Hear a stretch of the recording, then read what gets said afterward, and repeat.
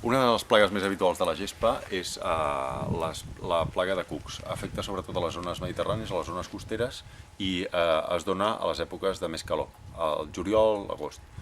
Aquesta plaga es caracteritza perquè la gespa l'envaeixen les larves d'uns cucs que són aquests, de fet són les larves d'uns insectes, de les típules, i es caracteritzen perquè es mengen les arrels de la gespa i sense que ens n'adonem la gespa en 2 o 3 dies es mor.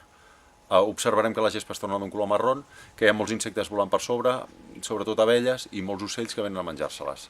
Ràpidament hem d'actuar i aplicar aquest producte. Simplement l'escampem per sobre de la gespa, amb un pot d'aquests en tenim per 100 metres quadrats, intentarem que no quedi cap racó sense que hi tirem aquest producte i veurem ràpidament que els cucs aquests surten a la superfície i moren. No cal fer altra cosa que seguir regant i adobant la gespa si ha quedat malmesa i segant per endur-nos aquests insectes. D'aquesta manera aconseguirem salvar la gespa. Si no apliquem un producte com aquest, aquesta gespa morirà i no renaixerà fins l'any següent.